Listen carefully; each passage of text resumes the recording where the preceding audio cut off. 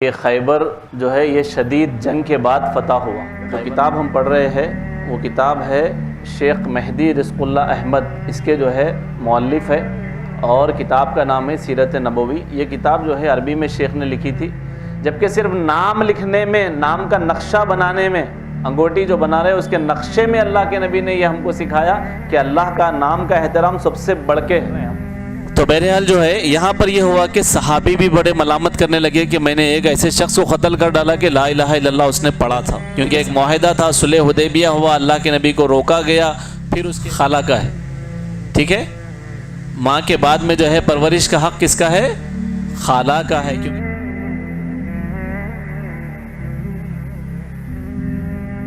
السلام علیکم ورحمۃ اللہ وبرکاتہ۔ الحمد للہ رب العالمین، الصلاة والسلام علی رسولہ الکریم وعلی آلہ واصحابہ اجمعین، اما بعد، رب اشرح لی صدری ویسر لی امری واحلل عقدۃ من لسانی یفقہوا قولی۔ ہم سب سے پہلے اللہ سبحانہ وتعالیٰ کا شکر بجا لاتے ہیں، اور بے شمار درود و سلام ہو نبی اکرم صلی اللہ علیہ وسلم پر کہ جن کی زندگی میں ہمارے لیے بہترین نمونہ ہے۔ آج کے اس بیان میں ہمارا جو عنوان ہے وہ ہے سیرت النبی صلی اللہ علیہ وسلم۔ تو انشاءاللہ جیسا کہ ہم سب جانتے ہیں کہ یہ ایک سیریز چل رہی ہے، تو آج جو ہے اسی کی کڑی ہے انشاءاللہ جو ہم آگے بڑھائیں گے۔ اس سے پہلے آپ کے سامنے جو ہے خیبر کے واقعات اور جنگ خیبر میں جو ہے کیا کیا واقعات پیش آئے اس کے حوالے سے جو ہے ہم نے جانا تھا۔ تو انشاءاللہ کیونکہ لاسٹ اتوار اور اس سے پہلے 2 اتوار کے بعد جو ہے سیرت کا بیان ہو رہا ہے، تو اس سے پہلے کے سنڈے میں جو باتیں آئی تھی اس سے پہلے کے درس میں، ان کو جو ہے انشاءاللہ دہراتے ہوئے میں آگے بڑھوں گا۔ تو جیسے کہ ہم سب جانتے ہیں کہ خیبر جو ہے یہ شدید جنگ کے بعد فتح ہوا۔ خیبر کا جو علاقہ تھا وہ شدید جو ہے جنگ کے بعد فتح ہوا۔ اگر ہم پڑھتے ہیں صحیح بخاری، صحیح مسلم اور ابو داؤد وغیرہ، اور پھر اسی طریقے سے خیبر کی فتح سے فارغ ہونے کے بعد اللہ کے نبی نے جو ہے فدق، یعنی یا اسے فدق کہ جب یہودیوں نے اللہ تعالیٰ نے ان کے دلوں میں جو ہے رعب اور دبدبہ ڈال دیا تھا، جس کے بعد جو ہے انہوں نے وہ خود آئے اللہ کے نبی کے پاس آ کر کہا کہ اے اللہ کے نبی، ہم کھیتی باڑی جانتے ہیں، ہم کام کریں گے اور آپ جو ہے آدھا جو ہے حصہ لے لیجئے اور آدھا ہم لیں گے۔ بہرحال انہوں نے معاہدہ کیا، صلح کی، یہ سب واقعات جو ہے اس سے پہلے کے درس میں ہم نے دیکھا تھا۔ اور پھر اس کے بعد اللہ کے نبی نے بادشاہوں کے نام خطوط بھیجے۔ اس وقت کے بڑے بڑے حکمران جو تھے، اللہ کے نبی صلی اللہ علیہ وسلم نے ان کے پاس خطوط روانہ کیے کہ اسلام قبول کرو، اسلام کی دعوت دی اللہ کے نبی صلی اللہ علیہ وسلم نے۔ تو میں نے اس سے پہلے کے درس میں تفصیل سے بتایا تھا کہ کہاں پر اللہ کے نبی نے خطوط کو روانہ کیا اور کس کو قاصد بنایا تھا، اور پھر اس کا ریاکشن کیا آیا، ہم نے اس کے اوپر نظر ڈالی۔ اور پھر درمیان میں یہ بات بھی آئی تھی کہ خالد ابن ولید اور عمر بن العاص اور عثمان بن طلحہ یہ سب جو ہے اسلام قبول کیے اسی دور میں۔ تو جب ان لوگوں کو اللہ کے نبی نے دیکھا کہ یہ لوگ اسلام قبول کر رہے ہیں، تو اللہ کے نبی نے کہا تھا کہ مکہ والوں نے اپنے کلیجے کے ٹکڑوں کو تمہارے حوالے کر دیا۔ پھر اس کے بعد جو ہے اللہ کے نبی صلی اللہ علیہ وسلم نے یہ جو خطوط بھیجے تھے، اس کے حوالے سے بات آئی تھی کہ خط کیسا رہتا تھا۔ خط کے اوپر اللہ کے نبی اسٹیمپ کر کے بھیجتے تھے، اور وہ جو اسٹیمپ تھا اس کے اوپر لکھا ہوتا تھا کہ محمد الرسول اللہ۔ تو اللہ تعالیٰ کا نام جو ہے سب سے پہلے، اس کے بعد رسول، اس کے بعد محمد صلی اللہ علیہ وسلم۔ لگ بھگ جو ہے 250 کے قریب اللہ کے نبی نے جو ہے خطوط لکھے، اور ایک جو ہے مورخ، ایک جو ہے محقق ہے حمید اللہ، انہوں نے جو ہے یہ پیرس کے رہنے والے ہیں، ان خطوط کو انہوں نے جمع کیا۔ اور پھر اسی طریقے سے جو خطوط بھیجے تھے اللہ کے نبی نے، وہ کیوں بھیجا تھا؟ یہ اس لیے بھیجا تھا کہ اسلام کی جو دعوت ہے وہ عالمگیر ہے، وہ کوئی زمانے کے ساتھ، کسی مکان کے ساتھ خاص نہیں ہے، بلکہ اللہ کے نبی جو دعوت لائے ہیں، دین اسلام کی دعوت، یہ عالمگیر ہے، یونیورسل ہے، یہ سب کے لیے ہے۔ اس لیے اللہ کے نبی نے سب کو دعوت نامہ بھیجا۔ اور پھر اسی طریقے سے یہ جو خطوط روانہ کیے اس کے جو ریاکشن آئے الگ الگ طریقے سے آئے تھے۔ میں نے آخری بیان کے درس میں بتایا تھا کہ اب 250 خطوط روانہ کیے تو ہر بادشاہ کی طرف سے کچھ ریاکشن تھا، تو ان سب کو اگر جمع کرتے ہیں تو بنیادی طور پر 4 طریقے سے انہوں نے ریاکشن دیا، رسپانس دیا۔ ایک اس کی مثال ہے نجاشی۔ اللہ کے نبی نے نجاشی کو دعوت دی، حبشہ کے بادشاہ کو، وہ بادشاہ نے اسلام کو قبول کر لیا۔ تو ایک تو یہ ہوتا کہ اللہ کے نبی بادشاہوں کو دعوت نامہ بھیجے، اس میں سے انہوں نے اسلام قبول کر لیا، ایک طرح کا یہ ریاکشن۔ اور دوسرا تھا مقوقس کا بادشاہ، یعنی مصر کا بادشاہ تھا مقوقس، اس کا ریاکشن یہ تھا کہ اس نے قاصد کو احترام کیا، عزت دی، اور اللہ کے رسول نے جو خط بھیجا اس کو بھی اس نے احترام کیا، اور پھر اللہ کے نبی کو تحفے تحائف بھیجے لیکن اسلام کو قبول نہیں کیا۔ ایک طریقے کا یہ جو ہے ریاکشن تھا۔ اور تیسرا تھا ایران کا بادشاہ کسریٰ، اس نے قاصد کے ساتھ بدتمیزی کی، اس نے خط کے ساتھ بدتمیزی کی، اور رسول اللہ صلی اللہ علیہ وسلم کی شان میں اس نے توہین بھی کی۔ جب اللہ کے نبی کو پتہ چلا کہ کسریٰ نے خط کو پھاڑ دیا ہے تو اللہ کے نبی نے کہا تھا کہ اللہ تعالیٰ اس کی سلطنت کو پھاڑ دے، جس طرح اس نے میرے خط کو پھاڑا ہے اللہ سبحانہ و تعالیٰ اس کی سلطنت کو پھاڑ دے۔ پھر کچھ ہی وقت کے بعد کسریٰ کا بیٹا خود اٹھا اور اپنے باپ کو قتل کر کے اس نے اس مقام کو حاصل کیا۔ تو یہ ایک طرح کا ریسپانس تھا۔ اور چوتھا تھا وہ جو ہے قیصر روم کا بادشاہ ہرقل، اس نے جو ہے، جو بخاری مسلم میں اس کی جو تفصیلی واقعات ہے بخاری کے اندر، یہ ایسے کچھ بادشاہ تھے جو اسلام قبول کرنا چاہتے تھے لیکن اپنی کرسی کو بچانے کے لیے، اپنے بادشاہت کو بچانے کے لیے، اپنا نام اور دنیا میں جو کچھ ان کا مقام ہے اس کو رکھنے کے لیے انہوں نے کیا کیا کہ اس دعوت کا انکار کیا۔ جیسا ہرقل کے واقعے سے ملتا ہے کہ وہ چاہتا تھا کہ اسلام کو قبول کرے، لیکن جیسا ہی دیکھا کہ پادری جو ہے ناراض ہو رہے ہیں اور کہیں میری حکومت نہ چلے جائے، میری کرسی نہ چلے جائے، اس وجہ سے اس نے اسلام کو قبول نہیں کیا۔ تو یہ جو ہے 4 طرح کے رسپانس تھے جو ہم نے پچھلے درس میں جو ہے پڑھے تھے۔ انشاءاللہ آج جو ہے ہمارا درس اس کے آگے سے جو ہے انشاءاللہ ہم پڑھیں گے۔ سب سے پہلی بات جو کتاب ہم پڑھ رہے ہیں وہ کتاب ہے شیخ مہدی رزق اللہ احمد، اس کے جو ہے مؤلف ہے، اور کتاب کا نام ہے سیرت نبوی۔ یہ کتاب جو ہے عربی میں شیخ نے لکھی تھی لیکن اس کو جو ہے ترجمہ کر کے اردو میں جو ہے لایا گیا۔ 2 جلدوں میں یہ کتاب ہے اور بہت بہترین کتاب ہے سیرت کے اوپر۔ انشاءاللہ میں میرے بیان کے آخری میں اور جو مزید معلومات ہے کتاب کے حوالے سے وہ جو ہے دوں گا پھر سے، تاکہ ہمیں یاد رہے، ہم دہراتے رہے۔ اور ہونا تو یہ چاہیے کہ جب ہم درس میں آتے ہیں ہم کو معلوم ہو رہا ہے کہ ہر ہفتے میں اسی کتاب کا درس ہو رہا ہے، تو ایک مرتبہ ہم یہ کتاب خرید لیں اور گھر میں تھوڑا تھوڑا اس کو پڑھنا شروع کریں، اور پھر آنے سے پہلے اگر تھوڑا سا پڑھ لیے پھر آ کے بیٹھے تو کچھ بھی باتیں نئی نہیں دکھے گی بلکہ اور معلومات میں اضافہ ہوگا۔ تو یہ جو ہے صحیح طریقہ ہے علم کو حاصل کرنے کا، ورنہ عام بیانات تو ہوتے رہتے ہیں، عام عنوانات پہ ہم بیانات سنتے رہتے ہیں لیکن وہ علم کی کوئی ترتیب نہیں جمع ہوتی کہ ہم کیا حاصل کر رہے ہیں۔ لیکن اگر ایک ایک کتاب ختم کریں گے، جیسا آپ یہاں پر 40 نوویہ کا درس سن رہے ہیں، سیرت النبی کا درس سن رہے ہیں، تو ایک ٹائم کے بعد میں جو ہے ایک اچھا خاصا جو ہے علم ہمارے پاس جمع ہوگا۔ لیکن اگر ہم وہ طریقے کو اگر فالو کریں گے تو بہرحال سیرت طیبہ کے اس مرحلے، یعنی ابھی تک جو باتیں گزری تھی، شیخ نے جو ہے اس کتاب کی خوبی بھی یہ ہے کہ کتاب کے آخری حصے میں جو ہے، سبق کے آخری حصے میں شیخ جو ہے اس کے فوائد، اس کی حکمتیں بیان کرتے ہیں۔ تو یہاں پر پہلے شیخ نے بیان کیا جو خطوط اللہ کے نبی صلی اللہ علیہ وسلم نے جو روانہ کیے تھے، اس خطوط سے اس معلوم حقیقت پر دلالت کرتے ہیں کہ اسلام ایک عالمگیر دین ہے۔ تبھی تو اللہ کے نبی نے اس وقت کے تمام حاکموں کو بھی جو ہے دعوت دی۔ کیوں دعوت دی؟ کیونکہ یہ دین جو ہے تمام عالم کے لیے آیا ہے، یہ ایک عالمگیر مذہب ہے جو اللہ تعالیٰ نے بھیجا۔ اور پھر ہم کو یہ بھی معلوم ہوتا ہے اس لیے رسول اللہ کا فرض تھا کہ آپ اس دور کے ہر ممکن اور دستیاب ذرائع اختیار کر کے اس زمانے کے ہر معروف شخص تک اسلام کی دعوت کو پھیلائیں۔ جو کچھ ذریعہ اللہ کے نبی سمجھتے تھے کہ یہ بہتر ہے، اللہ کے نبی نے اس کو استعمال کیا۔ تو ہم کو بھی چاہیے کہ آج اگر ہم دین کی خدمت کر رہے ہیں تو سب سے بہترین ریسورسز، سب سے بہترین ذرائع کو ہم استعمال کریں اور اس دین کو لوگوں تک پہنچائیں جو اللہ کے نبی نے اس دور میں کیا۔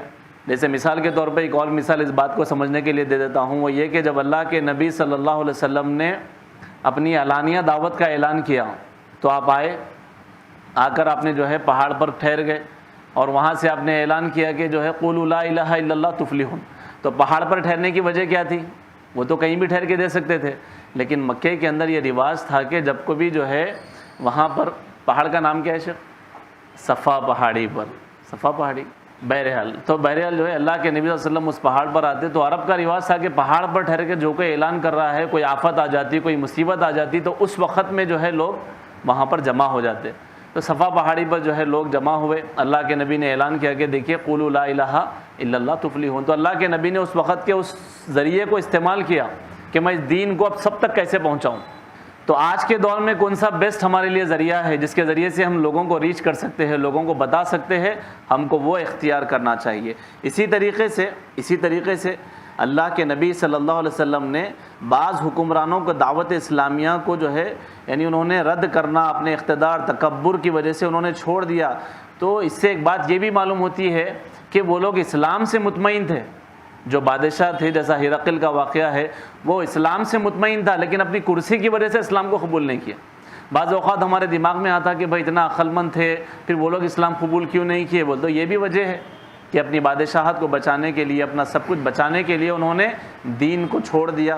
اور پھر شیخ نے یہاں پر حکمتیں اور جو اسباق جمع کیے، اس میں انہوں نے ایک بات یہ بھی یہاں پر ذکر کی، یہ رسول اللہ کا خطوط پر مہر لگانے کے لیے چاندی کی انگوٹی بنانا اس امر کی دلیل ہے کہ انگوٹی پہننا اور اسے بطور مہر استعمال کرنا جائز ہے۔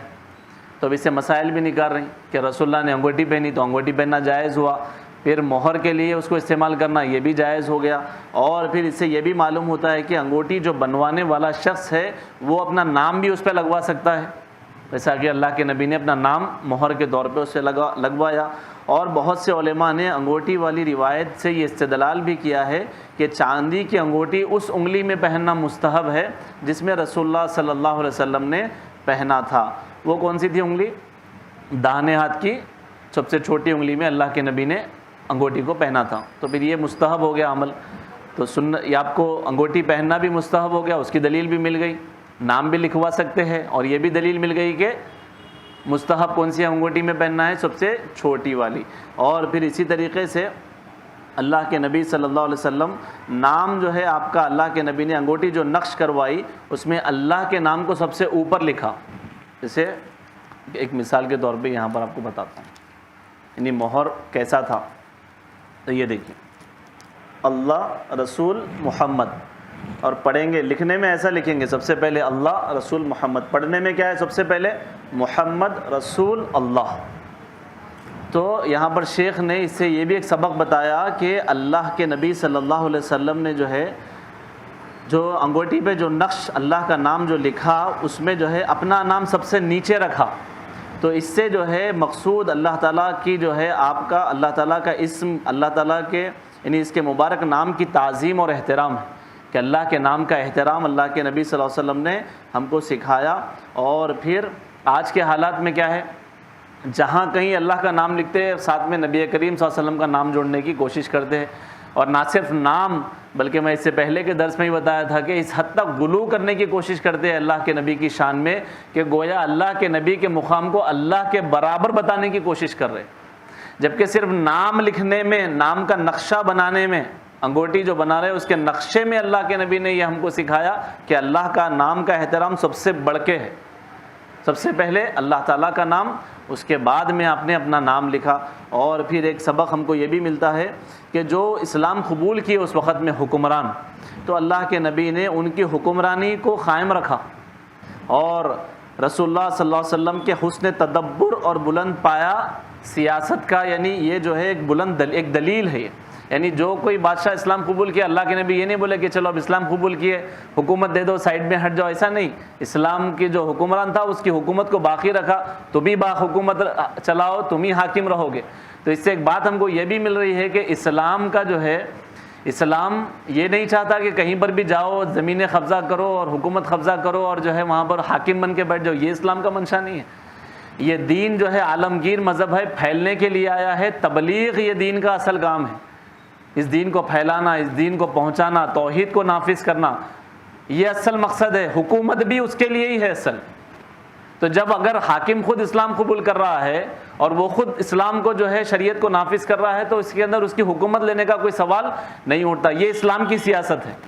اسلام کی سیاست کیا ہے؟ تیری حکومت بھی باقی رہے گی، اور بولتے تھے اللہ کے نبی بادشاہوں کو کہ ان کو بولو کہ ان کی حکومت بھی باقی رہے گی، تمہارا مقام بھی باقی رہے گا، تم اسلام کو قبول کر لو۔ یہ اسلام کی سیاست ہے۔ یہ پچھلے درس کے جو ہے کچھ اسباق ہے جو میں آپ کے سامنے بیان کر رہا تھا۔ اور اسی طریقے سے آگے ہم کو جو دیکھنا تھا وہ یہ کہ اس سے پہلے ایک واقعہ بتایا کہ صلح حدیبیہ کا واقعہ، اللہ کے نبی عمرہ کے لیے نکلے تھے لیکن اللہ کے نبی صلی اللہ علیہ وسلم کو روک دیا گیا، آپ واپس چلے گئے۔ تو جو اس کے بعد واقعہ ہے وہ یہ کہ عمرہ قضاء سے پہلے کی کچھ جنگی کارروائیاں بھی ہوئی، کچھ جنگی کارروائیاں پیش آئی، جیسے کہ تربا کے مقام پہ جو ہے عمر بن خطاب رضی اللہ تعالیٰ عنہ نے جو ہے جنگی کارروائی کی، اور پھر نجد کے مقام پہ جو ہے ابوبکر صدیق نے جو ہے ایک جنگی کارروائی کی، اور فدق ایک علاقہ ہے وہاں پر بشیر بن سعد رضی اللہ تعالیٰ عنہ نے جو ہے کارروائی کی۔ یعنی یہ کب کے واقعات آپ کو بیچ میں بتا رہا ہوں میں، صرف یہ جو ہے قضاء عمرہ سے پہلے اللہ کے نبی کا جو عمرہ صلح حدیبیہ میں وہ لوگ جو روک دیے تھے، اس کے بعد یہ جو ہے جنگی کارروائی پیش آئی، اس کے بعد آپ نے قضاء عمرہ ادا کیا۔ ایک اور جو ہے اس کے اندر جنگی کارروائی ہے وہ ہے میفعہ، ایک مقام ہے وہاں پر غالب بن عبداللہ رضی اللہ تعالیٰ عنہ کی انہوں نے جو ہے جنگی کارروائی کی۔ اس میں ایک واقعہ پیش آیا، وہ انشاءاللہ سناتے ہوئے آگے بڑھوں گا۔ وہ یہ کہ اس میں جو ہے راجع یہ ہے کہ اسی جنگی کارروائی کو بخاری اور مسلم نے جو ہے روایت کیا ہے، جس میں جو ہے ایک حدیث ہے، اس حدیث کو اسامہ بن زید کے نام سے وہ حدیث مشہور ہے، حدیث اسامہ بن زید۔ تو اس میں یہ ہوا تھا کہ اسامہ رضی اللہ تعالیٰ عنہ جو ہے یہ کہتے ہیں کہ رسول اللہ صلی اللہ علیہ وسلم نے ہمیں جوہینہ کے ایک قبیلے حرقہ کی طرف بھیج کر جو ہے اللہ کے نبی نے ہم ان پر صبح کے وقت حملہ کیے۔ واقعہ کون بیان کر رہے ہیں؟ صحابی اسامہ رضی اللہ تعالیٰ عنہ خود بتا رہے ہیں کہ ہم وہاں پر حملہ کیا، رسول اللہ نے ہم کو بھیجا۔ تو وہ جو قبیلہ تھا اس کے پاس سے جو شخص لڑنے آیا تھا، تو ہماری طرف سے ایک انصاری صحابی اور میں اس سے لڑ رہے تھے۔ بولے اسامہ رضی اللہ تعالیٰ عنہ کہتے ہیں کہ میں اور انصاری ایک صحابی اس سے لڑ رہے تھے۔ تو ہوا یہ کہ لڑنے کے دوران میں، لڑائی کے دوران اس نے کہا لا الہ الا اللہ، اس نے کلمہ پڑھ لیا۔ تو انصاری صحابی نے اس کو چھوڑ دیا۔ صحابی کہہ رہے اسامہ رضی اللہ تعالیٰ عنہ کہ انصاری جو صحابی تھے انہوں نے اس کو چھوڑ دیا، لیکن میں نے اسے نیزہ مار کر قتل کر دیا۔ اسامہ رضی اللہ تعالیٰ عنہ کہہ رہے پھر اب مدینہ پہنچے، نبی کریم صلی اللہ علیہ وسلم کے پاس یہ بات گئی کہ اسامہ نے اس شخص کو قتل کر دیا، اس نے کلمہ پڑھ لیا تھا، وہ مسلمان ہو گیا تھا، لا الہ الا اللہ کی اس نے گواہی دی تھی۔ تو اللہ کے نبی صلی اللہ علیہ وسلم نے کہا اسامہ تم نے اسے قتل کر دیا جس نے لا الہ الا اللہ کہا تھا، بولے اللہ کے نبی۔ تو پھر اسامہ رضی اللہ تعالیٰ عنہ نے کہا کہ اے اللہ کے نبی، وہ اپنی جان بچانے کے لیے ایسا کر رہا تھا۔ ادھر اسامہ رضی اللہ تعالیٰ عنہ کہہ رہے کہ اپنی جان بچانے کے لیے کلمہ پڑھا تھا اللہ کے نبی، لیکن اللہ کے نبی ایک ہی جملہ بار بار دہرا رہے تھے کہ اے اسامہ تم نے اسے قتل کر ڈالا جس نے لا الہ الا اللہ کہا تھا، جس نے لا الہ الا اللہ کی گواہی دی تھی۔ اس کے بعد جو ہے سعد رضی اللہ تعالیٰ عنہ کا بیان ہے کہ رسول اللہ صلی اللہ علیہ وسلم کو اسامہ کے بارے میں یہ پتہ چلا کہ اس نے اس شخص کو قتل کر ڈالا ہے جس نے لا الہ الا اللہ کہا۔ تو اللہ کے نبی صلی اللہ علیہ وسلم نے کہا اللہ شققت قلبہ فتعلم صادق هو ام کاذب۔ اللہ کے نبی نے کہا، سعد رضی اللہ تعالیٰ عنہ کہتے ہیں کہ اللہ کے نبی نے کہا کیوں نہ تم اس کا دل چیر کے دیکھ لیتے کہ اس نے جو ہے دل سے پڑھا تھا یا جو ہے وہ جھوٹا تھا۔ بول یعنی اس نے سچائی کے ساتھ کلمے کو پڑھا تھا یا وہ جھوٹے جو ہے کلمے کو جو ہے اس کے دل میں جھوٹ تھا۔ اللہ کے نبی صلی اللہ علیہ وسلم نے کہا کہ تم اس کے دل کو چیر کے دیکھ لیتے کہ جو ہے اس نے کیسے یہ جو ہے کلمے کو پڑھا۔ اس کے بعد جو ہے اسامہ نے کہا کہ آئندہ کبھی ایسے شخص سے کچھ کر رہے ہیں ہم۔ تو بہرحال جو ہے یہاں پر یہ ہوا کہ صحابی بھی بڑے ملامت کرنے لگے کہ میں نے ایک ایسے شخص کو قتل کر ڈالا کہ لا الہ الا اللہ اس نے پڑھا تھا۔ دیکھیں صحابی کا دماغ اس وقت میں کیا چلا کہ میں نے کلمہ وہ جان بچانے کے لیے پڑھ رہا ہے، لیکن انصاری صحابی نے انہیں قتل نہیں کیا۔ اور پھر اسی طریقے سے اللہ کے نبی نے کہا کہ کیوں نہ تم اس کا دل چیر کے دیکھ لیتے کہ تمہیں پتہ چل جاتا کہ وہ سچا ہے یا جھوٹا ہے۔ تو اسامہ رضی اللہ تعالیٰ عنہ نے اس وقت کہا تھا کہ آئندہ کبھی بھی کسی لائق نہیں ماروں گا، میں اس سے نہیں لڑوں گا۔ اس کے بعد اللہ کے نبی صلی اللہ علیہ وسلم نے جو ہے یعنی اس سے یہ ملتا ہے کہ آپ نبی کریم صلی اللہ علیہ وسلم کا اس قدر ملامت کرنا، یعنی اصل میں جو ہے وہ صحابی کو تعلیم دینا مقصود تھا کہ جو ہے تم نے کیا کیا ہے، تاکہ باقی کے لوگوں کو بھی پتہ چلے کہ یہ کس قدر سنگین جرم ہے کہ ایک کلمہ توحید پڑھنے والے کو قتل کرنے کی جو ہے انہوں نے کوشش کی، تاکہ آئندہ کوئی اس کی جرت نہ کرے۔ اللہ کے نبی نے یہاں پر اس کی تعلیم دی۔ اور پھر اسی طریقے سے ایک بات ہم کو جو ہے اس کے اندر جو ملتی ہے وہ یہ بھی ملتی ہے کہ انسان جو ہے ظاہری اعمال انسان کے جو ہے ظاہری اعمال اور زبانی کلمے پر اعتبار کر لیا گیا ہے. اس کا جو ظاہری عمل تھا، اس نے ظاہری طور پہ کلمہ پڑھا تھا، اسی پر اعتبار کیا گیا، اسی کے حساب سے حکم لگایا گیا. تو اسلام کیا چاہتا ہے کہ جو ہے جو ظاہری جو اعمال ہے اسی کی بنیاد پہ جو ہے حکم لگایا گیا تھا. اور باقی رہا دل کا معاملہ، تو دل کے معاملے کو جاننے کا کوئی طریقہ نہیں ہے. بھائی کسی کے دل میں کیا ہے اسلام کے تعلق سے، اس کو جاننے کا کوئی طریقہ نہیں ہے. صرف اللہ سبحانہ و تعالیٰ جانتے ہیں کہ انسان کے دل میں کیا ہے، کہ وہ کلمہ دل سے پڑھ رہا ہے، منافق ہے، کیا ہے، وہ صرف اللہ بہتر جانتے ہیں. تو ہم کسی کے دل کا حال نہیں جانتے. جو کچھ بھی حکم لگے گا وہ کیسے لگے گا؟ ظاہری اعمال کی بنیاد پہ، ظاہر میں کیا کر رہے ہیں اس کے حساب سے حکم لگایا جاتا ہے. شیخ نے وہی یہاں پر ذکر کیا کہ اس واقعے میں دلیل ہے کہ احکام لاگو ہونے کا تعلق ظاہری اسباب سے ہے، نہ کہ باطنی امور سے. باطن کو نہیں دیکھا جائے گا بلکہ ظاہر میں کیا ہے اس کو دیکھا جائے گا. اور پھر اسی طریقے سے جو اللہ کے نبی کا عمرہ رہ گیا تھا اس کو اللہ کے نبی صلی اللہ علیہ وسلم نے ذی القعدہ کے جو ہے مہینے میں آپ نے جو ہے 7 ہجری میں صلح حدیبیہ کے جو طے شدہ شرائط تھے اس کے تحت اللہ کے نبی صلی اللہ علیہ وسلم عمرہ کے لیے جو ہے آپ روانہ ہوئے.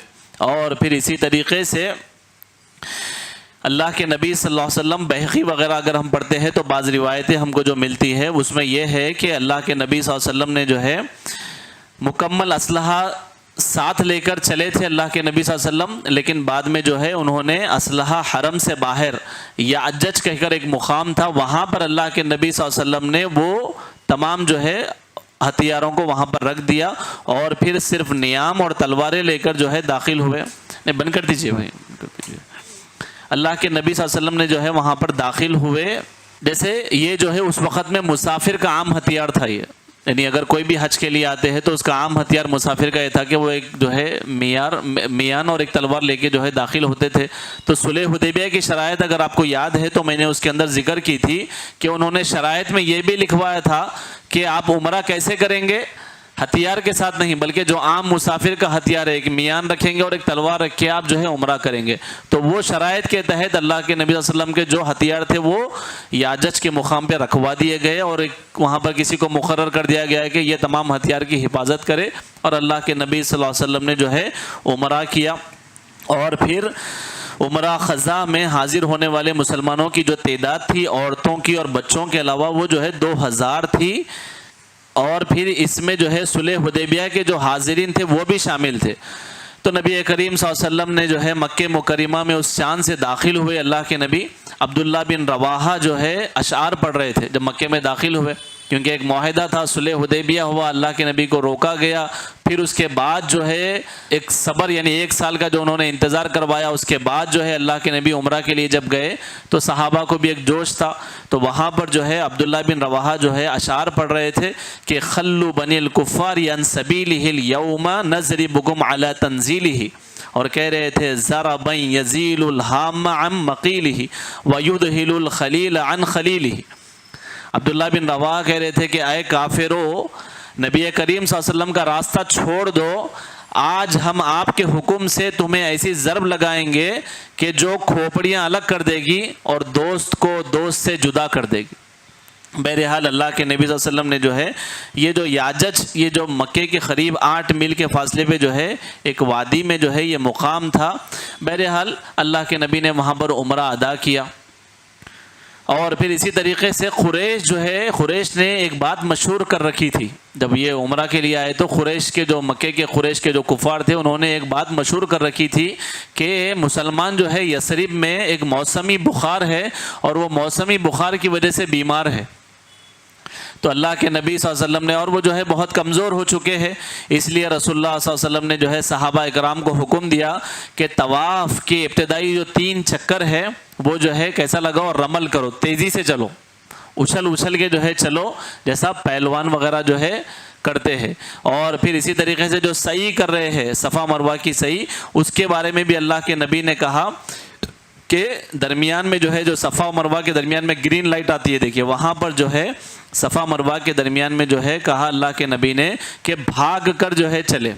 تو آج بھی آپ دیکھتے ہوں گے کہ جو لوگ عمرہ وغیرہ جاتے ہیں تو شروع میں جو 7 چکر لگاتے ہیں تو شروعات کے 3 چکر جو ہے رمل کرتے ہیں، تیز تیز اچھل کے جو ہے رمل کرتے ہیں، اور جب صفا کے بعد بھی جب جاتے ہیں صفا مروان میں تو بالکل اسی طریقے سے لائٹ ہے وہاں پر، جیسا یہاں پر آپ کو ٹیوب لائٹ دکھ رہی، گرین لائٹ آتی بیچ میں، تو وہ لوگ جب گرین لائٹ آتی ہے تو وہاں سے تیز چلتے ہیں۔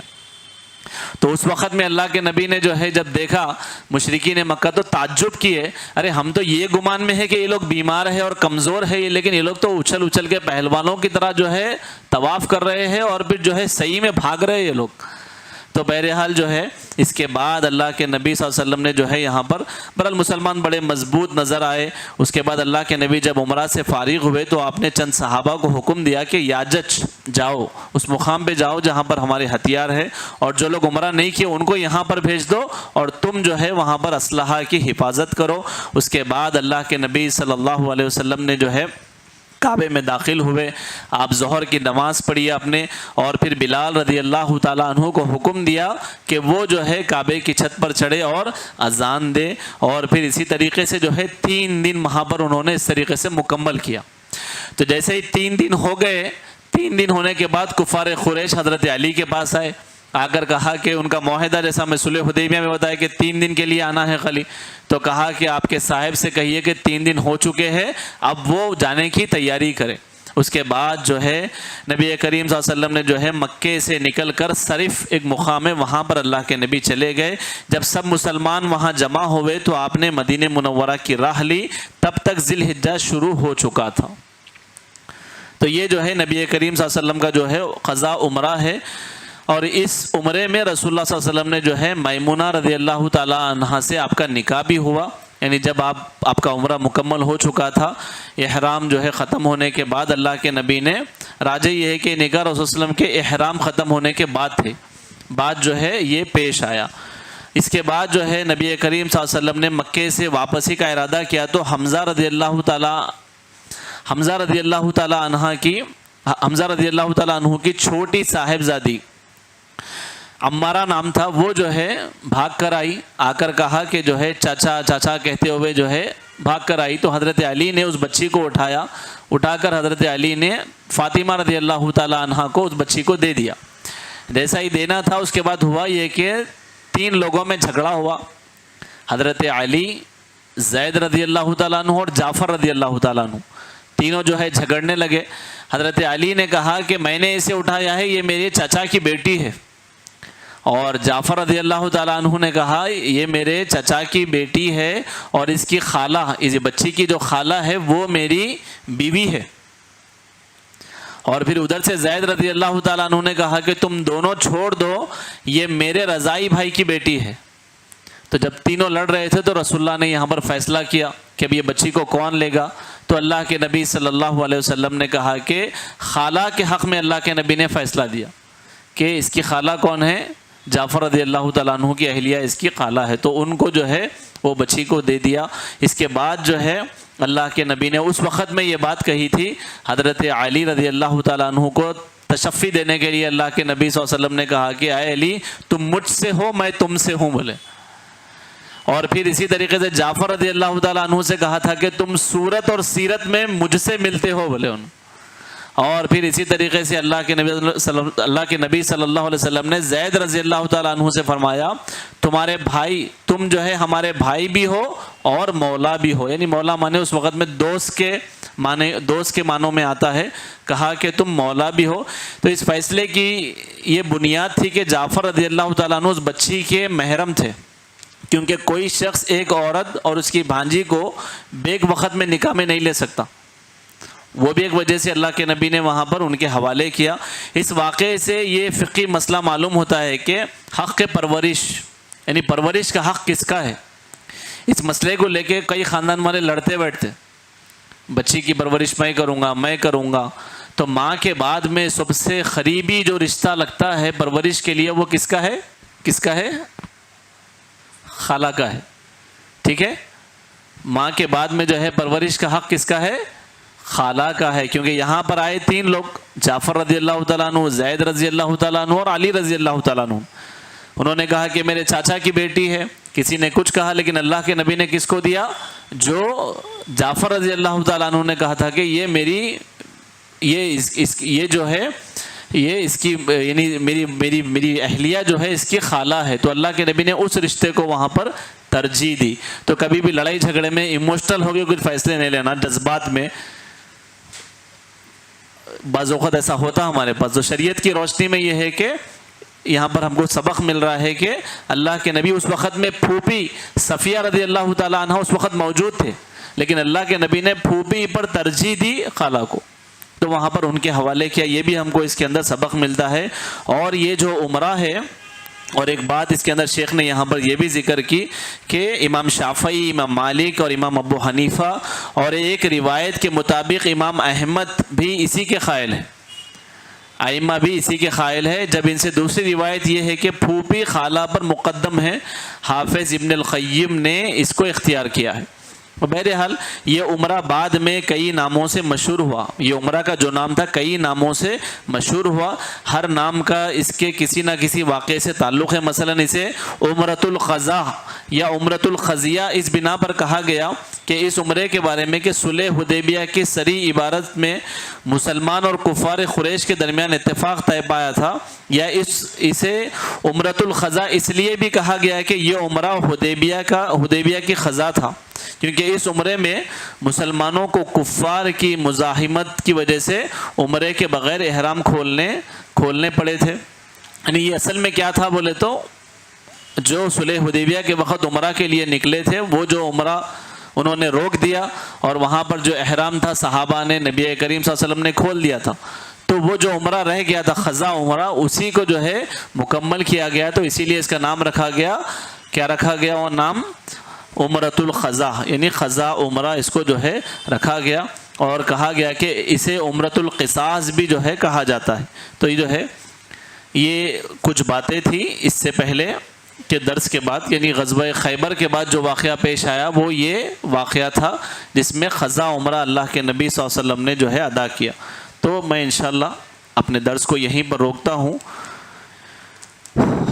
اس سے پہلے کہ جو باتیں تھیں ہماری انشاءاللہ اس کا جو ہے اس کتاب کا تعارف دیتے ہوئے میں یہاں پر جو ہے ہماری بات کو ہم مکمل کریں گے کہ سب سے پہلی بات وہ یہ کہ یہ جو کتاب ہے، ابھی نام بولا میں، کوئی بول سکتے کتاب کا نام اور مؤلف کا نام؟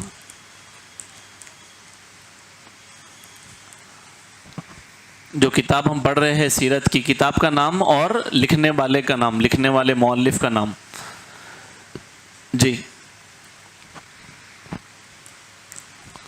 تو کتاب کا نام ہے سیرت نبوی اور مؤلف کا نام ہے ڈاکٹر مہدی رزق اللہ احمد۔ کیا ہے؟ دکتور ہے یہ، ڈاکٹر مہدی رزق اللہ احمد، یہ اس کے لکھنے والے ہیں۔ تو کبھی ہم لوگ بھی جب پڑھتے تھے شیوخ وغیرہ کے پاس، تو جو ہے سب سے کبھی ایگزام کے اندر جو ہے بچے تیاری کر کے جاتے کہ بڑے بڑے سوالات آئیں گے، تو بڑے بڑے سوال پڑھ کے جاتے تھے، وہاں اچانک ایک چھوٹا کوشچن رہتا تھا کہ کتاب کا نام کیا ہے اور مؤلف کا نام کیا ہے۔ تو ایگزام میں اکثر لوگ جو ہے پریشان ہو جاتے کہ ارے میں اتنا چھوٹا یہ پڑھ کے اس نے کیا یہ پوچھ لیے کیا بول۔ تو ہم تو پوری سیرت پڑھ رہے ہیں اور ہم کو پوری سیرت یاد رکھنا ہے، تو اسی میں ایک چھوٹا حصہ وہ یہ کہ یہ کتاب جو ہے، اس کتاب کا نام ہے السیرہ النبویہ، اردو میں لکھا گیا سیرت نبوی، اور مؤلف کا نام کیا ہے؟ ڈاکٹر مہدی رزق اللہ احمد۔ تو یہ جو ہے کتاب ہے، اس کے 2 جلد ہے، 2 والیومز ہے، یہاں ایک ہے اور یہاں پر ایک ہے، 2 والیومز میں جو ہے یہ کتاب شیخ نے لکھی ہے۔ اور پھر اسی طریقے سے یہ کتاب میں جو ہے سب سے پہلے شیخ نے اس کا جو انڈیکس ہے وہ اس طریقے سے ہے۔ سب سے پہلے شیخ نے جو ہے یہاں پر سیرت نبوی کے مطالعے کے مقاصد کیا ہے، کیوں سیرت کو پڑھنا چاہیے، پہلے اس کو ذکر کیا، اور اس کے بعد میں جو ہے سیرت طیبہ کے مآخذ و مصادر، یعنی سیرت پڑھنے کے سورسز کیا ہے، ذرائع کیا ہے، کہاں سے پڑھنا چاہیے، سیرت کی جو تعلیم ہے وہ کہاں سے لینا چاہیے، اس کو جو ہے ذکر کیا، اور پھر اس کو جو ہے ابواب میں جو ہے شیخ نے بانٹا۔ تو لگ بھگ جو ہے 10 باب جو ہے پہلے جلد میں جو ہے شیخ نے ذکر کیے، جیسا کہ یہاں پر ہے، دیکھیں یہ 10 باب، یہ 10 ٹاپک ہے، 10 چیپٹرز ہے، یہ پہلے جلد کے اندر ہے۔ تو جیسے کہ سیرت نبوی صلی اللہ علیہ وسلم کے مطالعے کے مقاصد کیا ہے؟ کیوں سیرت کو پڑھنا چاہیے؟ کیوں پڑھنا چاہیے سیرت کو؟ کوئی ایک دو جواب دیجیے انشاءاللہ۔ سیرت نبوی صلی اللہ علیہ وسلم کو کیوں پڑھنا چاہیے؟ جیسا کہ اکثر کیا ہوتا، اپن گھر کے باہر نکلتے ہیں، گھر کے باہر نکل کے سمجھیے آپ گاڑی آن کریں، گاڑی آن کر کے کک لگائے، گاڑی کی کک لگائے، تب اس کے بعد دماغ میں کیا ہونا سب سے پہلے؟ نہیں، جانا کہاں ہے اب؟ تو ایسا تو کوئی نہیں ہوگا شخص کے جانا کہاں ہے معلوم ہی نہیں ہے، سیدھا سیدھا جلدی جلدی آئے، گاڑی آن کرے، جانے کی کوشش کر رہے، تو سوال ہے گا نا کہ جانا کہاں ہے بھائی آپ کو؟ تو پھر اسی طریقے سے جو ہے ہم سیرت پڑھ رہے ہیں، سیرت سیکھ رہے ہیں، تو شیخ یہاں پر ایک شروعات میں جو بات بتائے وہ یہ کہ سیرت نبوی کا جو ہے مطالعہ جو ہم کر رہے، مطالعہ جو ہم کر رہے ہیں، ہم جو سیکھ رہے ہیں، اس کا مقاصد کیا ہے، اس کا مقصد کیا ہے، کیوں پڑھنا چاہیے سیرت؟ اصل میں میرا آج کا بیان ہو گیا، قضا عمرہ جو بتانا تھا وہ بتایا، اور خیبر کے بعد کا جو واقعات تھے، جنگی کارروائی وغیرہ، اور اسامہ بن زید کا جو ہے جو واقعہ تھا، جو قتل ہوا تھا، وہ ہماری بات مکمل ہو چکی ہے۔ اس کے بعد جو ہے جنگ موطا کے اسباب اور جنگ موطا کیوں ہوئی، اس کے جو ہے حالات انشاءاللہ آنے والے درس میں ہم دیکھیں گے، اور اگر ممکن ہوا تو انشاءاللہ فتح مکہ کا بھی جو واقعہ ہے وہ آنے والے درس میں انشاءاللہ ہم دیکھیں گے۔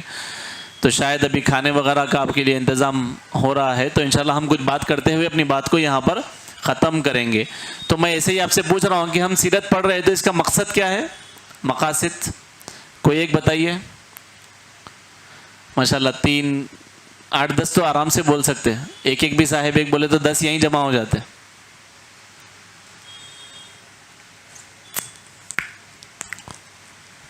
تو میں کبھی بھی درس دے رہا ہوں تو اکثر بتاتے بھی جا رہا ہوں کہ سیرت کے مقاصد کیا ہے، سیرت کیوں پڑھنا چاہیے، کیونکہ ہمیشہ مقصد کلیئر رہنا، کیوں کرنا ہے یہ کام؟ جی آخرت کے لیے، ماشاءاللہ ایک مقصد آخرت کے لیے، اور حکمت سے فیصلے لینے کے لیے سیرت پڑھنا، ماشاءاللہ بہت اچھا جواب ہے۔ اور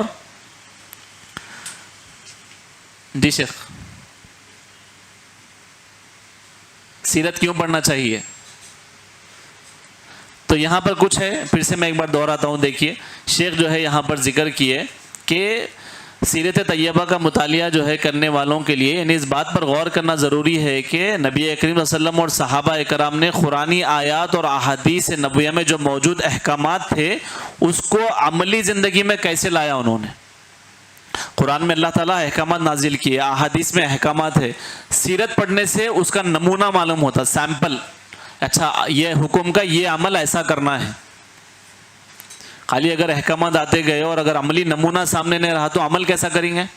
تو سیرت پڑھنے سے ہم کو جو احکامات اللہ تعالیٰ نے نازل کیے ہیں اس کا ہم کو عملی نمونہ معلوم ہوتا ہے۔ اسی طریقے سے ایک اور فائدہ، ایک اور مقصد سیرت کا وہ یہ ہے کہ رسول اللہ صلی اللہ علیہ وسلم کی اقتداء و اتباع کا اولین تقاضا کیا ہے کہ آپ کے مختلف گوشوں میں آپ کی صفات، آپ کے اخلاق، آپ کے نبوت کے دلائل، آپ کے خصائص کی معرفت حاصل کی جائے، اخلاق کے بارے میں معلومات حاصل کی جائے، تب جا کر جو ہے رسول اللہ صلی اللہ علیہ وسلم کی جو اصل محبت ہے وہ ہمارے دل میں آئے گی۔ اللہ کے نبی صلی اللہ علیہ وسلم کی محبت کے بغیر ہم مومن ہی نہیں بن سکتے۔ جیسا کہ ایک واقعہ ہے نا عمر رضی اللہ تعالیٰ عنہ کا، کہ عمر رضی اللہ تعالیٰ عنہ نے جو ہے اللہ کے نبی نے پوچھا کہ تم سب سے زیادہ کس سے محبت کرتے ہو؟ تو عمر رضی اللہ تعالیٰ عنہ نے کہا کہ میں اپنی جان سے سب سے زیادہ محبت کرتا ہوں، اس کے بعد آپ سے بولے۔ تو اللہ کے نبی نے کیا کہا؟ اے عمر پھر تو تم مومن ہی نہیں ہو بولے۔ تو عمر رضی اللہ تعالیٰ عنہ نے بات کو بدلا، کہا نہیں اللہ کے نبی صلی اللہ علیہ وسلم میں سب سے زیادہ آپ سے محبت کرتا ہوں، اس کے بعد اپنی جان سے کرتا ہوں بولے۔ تو اللہ کے نبی بولے پھر تو تم مومن ہو بولے۔ تو ایمان کی شرط ہے کہ ہم رسول اللہ سے سب سے زیادہ محبت کریں۔ کب کریں گے محبت؟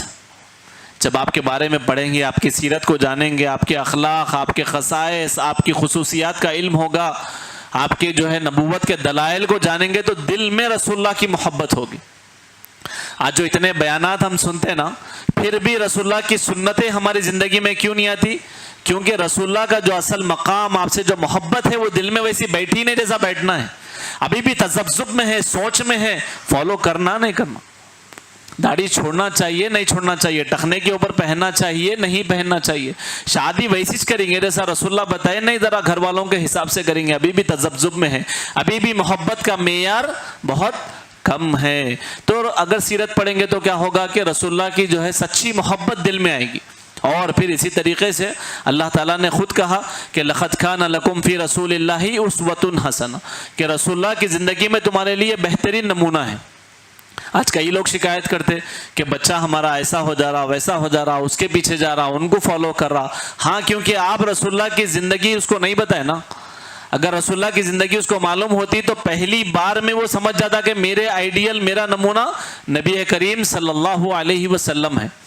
تو شیخ یہاں پر جو ہے کئی مقاصد کو آپ نے ذکر کیا، اور پھر یہ بھی کہا کہ رسول اللہ کی پیروی اس بات کی دلیل ہے کہ بندہ اپنے رب سے محبت رکھتا ہے، یعنی جو رسول اللہ کی پیروی کر رہا ہے، جیسا رسول اللہ بتائے ویسے ہی کر رہا ہے، یہ اس بات کی دلیل ہے کہ وہ اللہ سے بھی محبت کرتا ہے، کیونکہ اللہ تعالیٰ نے قرآن میں کہا قُلْ إِن كُنتُمْ تُحِبُّونَ اللَّهَ فَاتَّبِعُونِي يُحْبِبْكُمُ اللَّهُ، اے نبی ان سے کہیے اگر یہ اللہ سے محبت کرتے ہیں تو آپ کے نقش قدم پر چلے، آپ کی اتباع کرے، اللہ بھی ان سے محبت کرے گا۔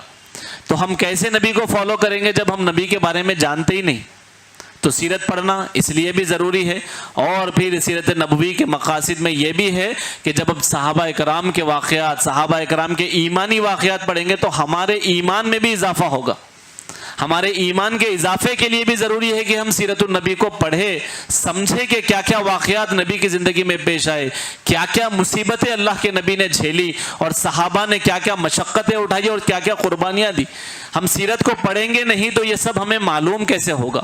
اور پھر اسی طریقے سے نبی کریم صلی اللہ علیہ وسلم کی جو واعظ و نصیحت، آپ نے جو واقعات اور جو عبرت کے واقعات آپ نے بنائے، اس کے جو بے مثال نمونے ہیں، وہ ہم کو سننے یعنی سیکھنے کو ملیں گے جب ہم سیرت کا مطالعہ کریں گے۔ اور پھر اسی طریقے سے اللہ کے نبی صلی اللہ علیہ وسلم کے سیرت کے مقاصد میں شیخ یہاں پر یہ بات بھی ذکر کر رہے ہیں کہ ہر شعبہ سیرت میں، ہر شعبے زندگی کے لوگوں کے لیے سبق پوشیدہ ہے۔ ایسا نہیں ہے کہ اللہ کے نبی کی زندگی سے خالی ایک مولوی صاحب کے لیے یا مسجد کے امام کے لیے نمونہ ہے، بس وہی ان کو فالو کرے، ایسا نہیں ہے، بلکہ زندگی کے ہر شعبے سے تعلق رکھنے والے کے لیے اللہ کے نبی نے نمونہ چھوڑا ہے۔ آپ اگر مدرس ہے تو آپ کے لیے بہترین نمونہ نبی کریم صلی اللہ علیہ وسلم، اگر طالب علم ہے اس کے لیے بھی نبی کریم صلی اللہ علیہ وسلم کا زندگی میں سب کے لیے ایک بہترین نمونہ ہے، تاجر ہے تو سب سے بہترین نمونہ نبی کریم صلی اللہ علیہ وسلم، حاکم ہے کہ حکومت چلانا ہے تو اس کو دیکھنا پڑے گا کہ نبی کریم صلی اللہ علیہ وسلم کی زندگی کیسی ہے، محکوم بن کے زندگی گزارنا ہے تو ان کے لیے بھی رسول اللہ کی زندگی میں کیا ہے؟ نمونہ ہے۔ زندگی کے ہر شعبے سے تعلق رکھنے والے کے لیے سیرت میں نمونہ ہے، مثالیں موجود ہے۔ اللہ کے نبی صلی اللہ علیہ وسلم جو ہے کہ انسان کامل تھے اور ہر اعتبار سے اعلیٰ درجے کی جو ہے ایک نادر مثال تھے رسول اللہ صلی اللہ علیہ وسلم۔ اور پھر سیرت پڑھنے سے ایک مقصد کیا ہے سیرت پڑھنے کا؟ وہ یہ بھی کہ کتاب اللہ اور سنت رسول کے فہم میں مدد ملتی ہے۔ اگر آپ قرآن سمجھنا چاہ رہے ہیں، احادیث سمجھنا چاہ رہے ہیں کہ یہ آیت کب نازل ہوئی، کیا واقعہ پیش ہوا، سبب نزول کیا ہے، وہ سب کے لیے بھی سیرت النبی صلی اللہ علیہ وسلم ضروری ہے۔ اور پھر اسی طریقے سے سیرت طیبہ کا مطالعہ کرنے سے عقیدہ بہتر ہوتا ہے، ایمان میں اضافہ ہوتا ہے، شریعت کے معلومات ملتی ہے، اخلاق، تفسیر، حدیث اور صداقت، یہاں تک کہ سیاست، ہر چیز کا جو ہے علم انسان کو حاصل ہوتا ہے جب وہ سیرت کا مطالعہ کرتا ہے کہ دعوت کیسے دوں، اصلاح کا کام کیسے کروں، یہ سب چیزیں جب ہم سیرت پڑھتے ہیں تو جو ہے ہم کو اس میں نمونہ ملتا ہے۔ معاشرت کہ میں لوگوں کے ساتھ سوسائٹی میں کیسا رہوں، اس کے لیے بھی سیرت کا علم حاصل کرنا چاہیے۔ یہ مقاصد جو ہے شیخ نے ذکر کیے، بہت زیادہ ہے۔ مختصر میں یہ کہ ہمیں قرآن کے جو نزول ہے، اسباب نزول وغیرہ معلوم ہوتے ہیں کہ کب کون سا واقعہ پیش آیا وغیرہ، اور پھر ناسخ منسوخ کے بھی مسائل ہم کو سمجھ میں آتے ہیں جب ہم سیرت پڑھتے ہیں، یعنی یہ مسئلہ پہلے تھا بھائی بعد میں منسوخ ہو گیا، یہ اب نہیں ہے، تو اس طریقے کے جو مسائل ہیں وہ ہم کو سیکھنے ملتے ہیں جب ہم سیرت پڑھتے ہیں۔ اور پھر اسی طریقے سے رسول اللہ صلی اللہ علیہ وسلم کے جو معجزات تھے، آپ نے جو معجزات، جو میراکلز کر کے بتائے تھے، اس کا ہمیں علم ہوتا ہے کہ کیسے اللہ کے نبی نے معجزات کو ظاہر کیا اللہ کی مدد سے، اور رسول اللہ کے کیا خصائص تھے، کیا دوسرے انبیاء میں اور آخری نبی محمد صلی اللہ علیہ وسلم کے اندر کیا فرق تھا، کیا خصائص اللہ نے دیے تھے۔ جیسا ایک ابھی شروعات میں بتایا کہ محمد صلی اللہ علیہ وسلم جو ہے ایک یونیورسل پروفٹ ہوڈ لے کے آئے تھے. آپ جو ہے آپ کی رسالت عالمگیر تھی, تمام کائنات کے لیے آپ کو رسول بنایا گیا. ایسا اللہ تعالیٰ نے کسی نبی کو نہیں بنایا اس سے پہلے کہ کوئی نبی آئے یہ دعویٰ کرے کہ میں تمام عالمین کے لیے رسول ہوں. ہر جگہ اللہ نے کہا کہ ہم نے ایک امت کے لیے, قوم کے لیے ان کو بھیجا تھا. صرف نبی کریم صلی اللہ علیہ وسلم کی یہ خصوصیت ہے کہ آپ کو تمام عالمین کے لیے بنایا, آخری نبی بنایا. ایسا کوئی نبی نہیں کہہ سکتے تھے کہ آ کے میں آخری نبی ہوں. یہ خصوصیت صرف رسول اللہ صلی اللہ علیہ وسلم کی یہ خصوصیات ہے. تو پھر کیا خصوصیات ہے؟ بہت زیادہ ہے. کیا ہے یہ سب کا علم کب ہوگا؟ جب ہم سیرت کا مطالعہ کریں گے, سیرت پڑھیں گے. اور پھر شیخ نے یہاں پر یہ بھی ذکر کیا کہ ماخذ کیا ہے, کہاں سے پڑھنا چاہیے سیرت. ٹھیک ہے بھائی, اہمیت سمجھ گیا. یہ فون بہت اچھا ہے, لینا چاہیے, زبردست ہے فون. اب لیوں کہاں سے؟ وہی سوال آتا نا نیکسٹ. کوئی اگر بتایا سمجھے یہ گاڑی زبردست ہے بھائی, تو پھر کہاں ملتی بھائی یہ گاڑی؟ اب شو روم پہ ملتی. فون کہاں سے لینا؟ اب سیرت پڑھنا ہے, کہاں سے پڑھنا چاہیے؟ ماخذ کیا ہے, سورس کیا ہے لینے کا؟ تو شیخ نے جو ہے جی لائبریری نہیں, لائبریری میں کون سی کتاب پڑھیں گے؟ ہر کتاب میں سیرت نہیں ہے نا.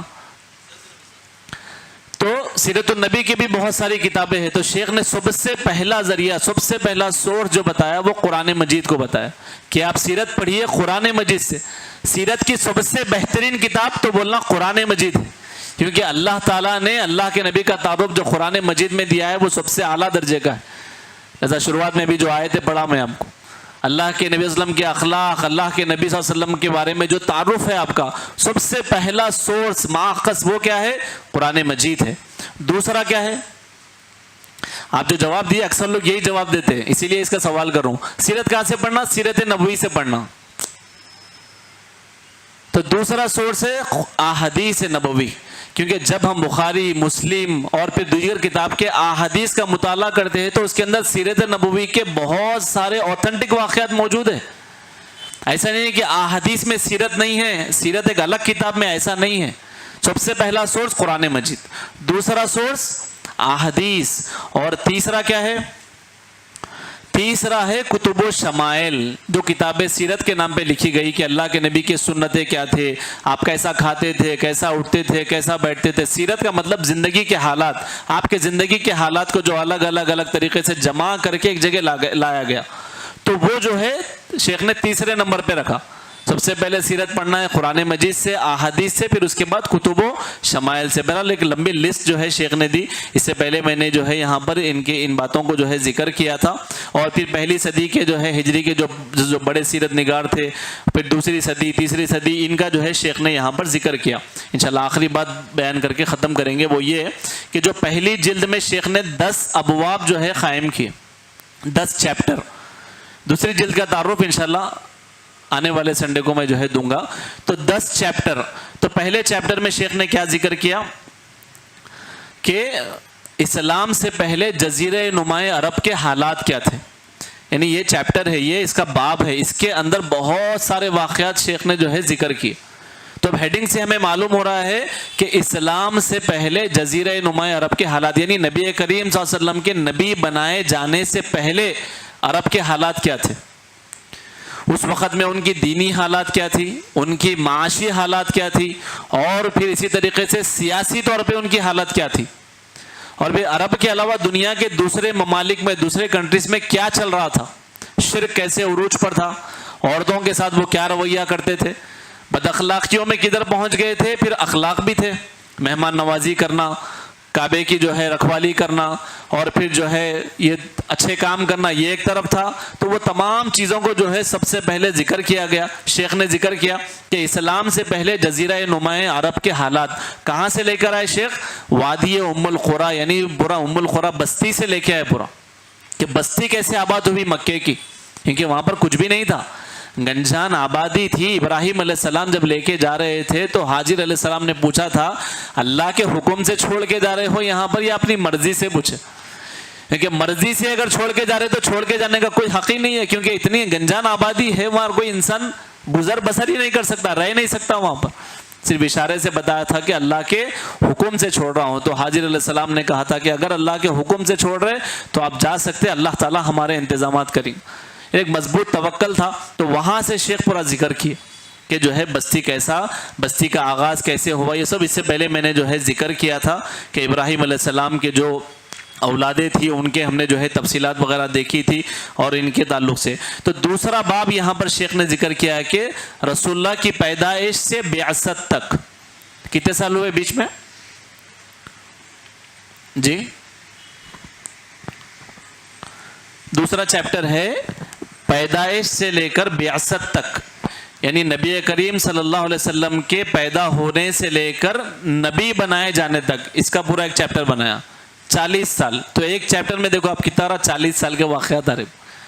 تو دوسرا چیپٹر یہ ہے اس کتاب کا جو ہم اس سے پہلے مختصر انداز میں دیکھے تھے. اب اس میں کیا بتایا, یہ دوسرے باب میں کیا بتایا شیخ نے ذکر کیا کہ رسول اللہ کا نسب نامہ کیا تھا. اس سے پہلے بولا تھا میں یاد کر لیجئے بول کے, کوئی یاد کیے؟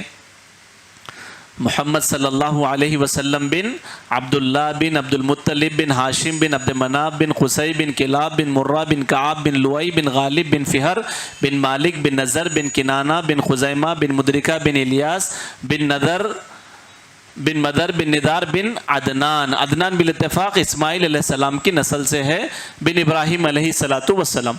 تو یہاں پر جو ہے یہ نسب نامے کو شیخ نے سب سے پہلے ذکر کیا. اس کے بعد اعلیٰ نسب کی حکمتیں کیا تھی, ختنہ وغیرہ کی جو تفصیلات ہے, اور کیوں آپ کو یتیم پیدا کیا اس کی حکمتیں بیان کی کہ کیوں یتیم بنا کر آخری نبی کو پیدا کیا گیا تھا, اور پھر کن کن لوگوں نے اللہ کے نبی کو دودھ پلایا. پھر اللہ کے نبی نے سب سے پہلا جو شام کا سفر کیا تھا, اور اس سے پہلے شق صدر کا واقعہ ذکر کیا جو آپ کے دل کو سینے کو جو ہے چیرا گیا, آپ کے دل کو جو ہے آب زمزم سے دھویا گیا, اس واقعے کو ذکر کیا. اور پھر شام کا سفر جو آپ کے چاچاؤں کے ساتھ آپ نے کیا تھا, اس کے بعد جو ہے بحیرہ راہب نے کہا تھا کہ یہ جو ہے نبوت کی جھلکیاں ہمیں ان میں نظر آ رہی ہے, تو پھر اس سفر سے واپس لے کر چلے گئے. اس کے بعد جو ہے جنگ فجار, حلف الفضول, 25 سال کی عمر میں حضرت خدیجہ رضی اللہ تعالی عنہا سے آپ کا نکاح. پھر اس کے بعد جو ہے تعمیر کعبہ کے اندر رسول اللہ کی شرکت, جب حجر اسود کو رکھنے کی لڑائی جھگڑا ہوا تو کیسے اللہ کے نبی نے اس کو سولو کیا. اس وقت 35 سال تھی رسول اللہ کی عمر, اور تمام اولادیں آپ کی پہلی زوجہ حضرت خدیجہ رضی اللہ تعالی عنہا سے ہوئی سوائے ابراہیم کے, یعنی 4 بیٹیاں اور 2 بیٹے. کس سے ہے؟ خدیجہ رضی اللہ تعالی عنہا سے. ایک ماریہ قبطیہ سے جو ہے ابراہیم جو آخری بیٹے تھے وہ پیدا ہوئے. تو یہ 40 سال کی زندگی ہے رسول اللہ کی, اور آخری جو 37, 38, 39, 40 جو تھے اللہ کے نبی کو اس میں خواب آنا شروع ہوئے تھے, وہ یہاں پر ذکر کیے, یعنی اس سے آپ کی نبوت کی شروعات ہوئی. تیسرا باب تھا کہ بعثت نبی اور مشرکین کی مخالفت. جب اللہ کے نبی نے نبوت کا اعلان کیا تو کیا کیا ہوا اس وقت میں, کیسے مشرکین نے مخالفت کی, اور وحی کے جو اقسام ہیں اس کو بھی یہاں پر شیخ نے ذکر کیا. کوئی بتا سکتے ہیں کہ وحی کے اقسام کیا ہے؟ وحی کتنے قسم کی ہے؟ کھانا آ گیا نیچے, ریڈی ہے پورا؟ اچھا. تو وحی کے جو ہے وحی کتنے قسم کی ہے جی؟ تو وحی کے جو ہے 2 قسم کی نہیں ہے, بلکہ ہاں وحی مطلوع اور غیر مطلوع اگر لیں گے تو 2 قسم کی ہے. رسول اللہ صلی اللہ علیہ وسلم کے اوپر جو وحی آتی تھی, نازل ہوتی تھی, اس کا جو انداز تھا وہ کیسے تھا؟ وہ جو ہے سب سے پہلے حضرت عائشہ نے جو بتایا کہ وہ سچے خواب آپ کو آتے تھے, اور پھر اسی طریقے سے اس کے بعد یہ ہوا کہ رسول صلی اللہ علیہ وسلم کو جو ہے خوابوں کے ذریعے سے جو ہے یہ وحی کا جو ہے شروعات ہوئی. اور کبھی فرشتہ رسول اللہ صلی اللہ علیہ وسلم کے اوپر جو ہے آپ کے یعنی رسول اللہ صلی اللہ علیہ وسلم پر ظاہر ہوئے بغیر آپ کے دل و دماغ میں کوئی چیز ڈال دیتے تھے, یہ بھی ایک شکل تھی وحی کی. اور پھر اسی طریقے سے فرشتہ رسول اللہ صلی اللہ علیہ وسلم کے سامنے آدمی کی شکل میں آ کے بیٹھ جاتے تھے. کس کی شکل لیتے تھے؟ اکثر دہیہ کلبی, یہ صحابی کی شکل میں آ کے بیٹھ جاتے تھے. اور ایک تھا کہ جو ہے ایک گھنٹی بجتی تھی, ٹن ٹن اس طرح گھنٹی بجتی تھی, اور آپ کو وحی نازل ہوتی تھی. رسول اللہ نے بتایا کہ یہ بہت شدید تھی. اور پھر اسی طریقے سے ایک اور صورت ہوئی ہے کہ فرشتہ اصلی صورت میں آ جاتا تھا, 2 مرتبہ ہوا. اللہ کے نبی نے جبریل علیہ السلام کو اصلی صورت میں دیکھا کہ کتنے پر تھے، کیسا بیٹھے ہوئے تھے، سب آپ نے بیان کیا۔ اور پھر ایک اور یہ ہے وحی کا طریقہ ہے کہ جیسے اللہ تعالیٰ نے جو ہے براہ راست وحی کی، جب شب معراج میں آپ آسمانوں کے اوپر تھے تو اللہ تعالیٰ نے 5 نمازیں فرض کی وغیرہ، تو یہ ایک جو ہے صورت ہے اللہ تعالیٰ کے وحی بھیجنے کی۔ ایک اور یہ ہے کہ بغیر یعنی فرشتے کے توسط کے فرشتے کے ذریعے کے بغیر براہ راست اللہ تعالیٰ کلام کرتے ہیں، جیسے اللہ تعالیٰ نے موسیٰ علیہ السلام سے کلام کیا تھا۔ یہ جو ہے وحی کی صورتیں ہیں۔ ایک اور بات وہ یہ کہ جو اسلامی دعوت اللہ کے نبی نے دی تھی، اس کے مراحل اور مراتب کیا تھے، یعنی کون سے مرحلوں سے دعوت گزری اور مرتبے کیا ہے اس کے، تو شیخ نے وہ بھی یہاں پر ذکر کیا۔ کہا ہے کہ علامہ ابن قیم نے اس کے 5 مراتب بیان کیے۔ سب سے پہلی بات یہ کہ نبوت، آپ کو نبوت ملی، اس کے بعد اللہ کے نبی نے قریبی رشتہ داروں کو عذاب الہی سے ڈرایا، دوسرا مرتبہ، اور تیسرا کیا کیا کہ پوری قوم کو ڈرایا، اور چوتھے نمبر پہ اللہ کے نبی صلی اللہ علیہ وسلم نے ان لوگوں کو ڈرانا جن کے پاس اس سے پہلے کوئی وحی نہیں ہے، یعنی اس سے پہلے کوئی نبی بن کر نہیں آئے تھے، یعنی پورے عرب کو اللہ کے نبی صلی اللہ علیہ وسلم نے ڈرایا۔ اور 5ویں نمبر پہ جو ہے اللہ کے نبی نے قیامت تک کے تمام لوگوں کو ڈرانا جن تک آپ کی دعوت پہنچے، چاہے وہ انسان ہو یا جن۔ یہ مرتبے ہے جو آپ کو نبوت ملی تو آپ نے ایسے وہ جو ہے اس کے دعوت کے یعنی یہ مراتب ہے۔ اب دعوت نبوی کے مراحل کیا ہے، کون سے مرحلوں سے دعوت گزری، تو شروعات میں 3 سال تک خفیہ دعوت، کسی کو نہیں بولے بلکہ قریبی لوگوں کو دعوت دی۔ دوسرا مرحلہ تھا علانیہ دعوت، کھل کے اعلان کر دیے توحید کا، قولوا لا الہ الا اللہ تفلحون، لیکن لڑائی سے پرہیز کر کے کھل کے دعوت دیو لیکن لڑنا نہیں ہے۔ دوسرا مرحلہ یہ کب تک تھا، ہجرت مدینہ تک۔ تیسرا مرحلہ علانیہ دعوت دینا اور ڈٹ کے مقابلہ کرنا، کن سے، جو لڑائی میں پہل کرے، صرف ان سے، تیسرا مرحلہ۔ چوتھا مرحلہ تھا صلح، یعنی چوتھا مرحلہ یعنی یہ صلح حدیبیہ تک تھا، یہ والا کہ آپ لڑائی میں آپ دعوت دیں گے، کوئی بھی آپ سے لڑنے آیا تو آپ معاف نہیں کریں گے، آپ ڈٹ کے مقابلہ کریں گے۔ یہ کب تک، صلح حدیبیہ تک۔ اور چوتھا مرحلہ تھا کہ علانیہ دعوت دینا اور ہر اس شخص سے ڈٹ کر لڑنا جو اسلامی دعوت کے راستے میں رکاوٹ بن۔ تو اللہ کے نبی خطوط بھیجے، جو بھی رکاوٹ آتی تو اس کو یہ مرتبے تھے، دعوت کے جو ہے مراحل تھے۔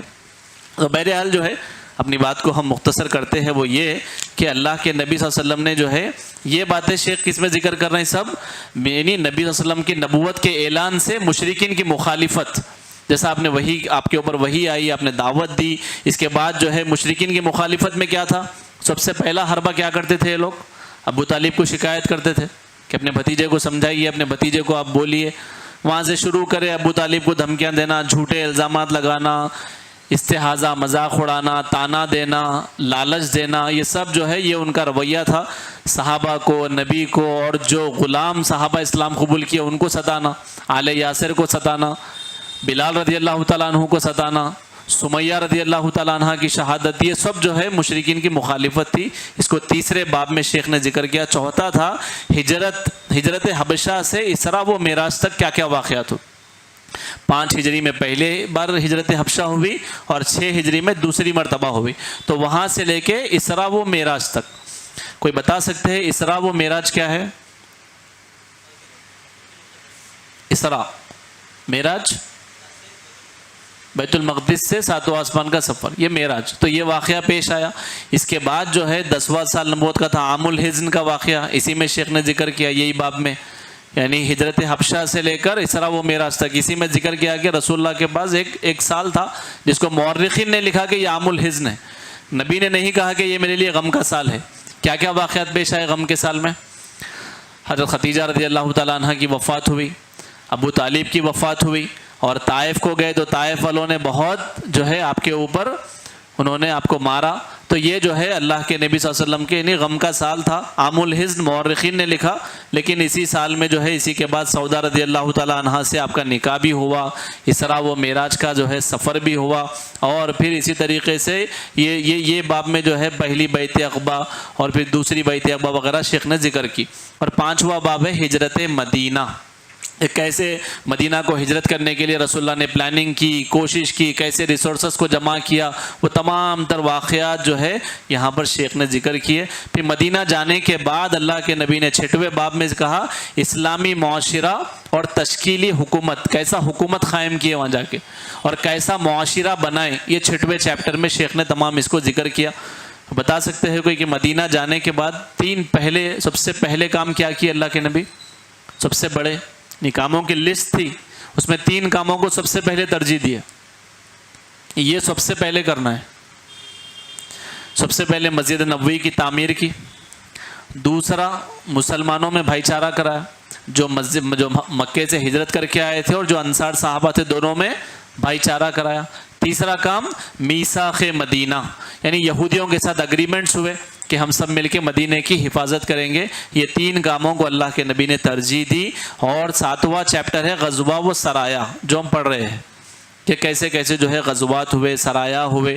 غزوہ اور سریہ میں کیا فرق ہے؟ غزوہ وہ ہے جس میں رسول اللہ خود شریک ہے اور جنگ لڑ رہے ہیں، جیسے غزوہ بدر۔ اور سریہ کیا ہے؟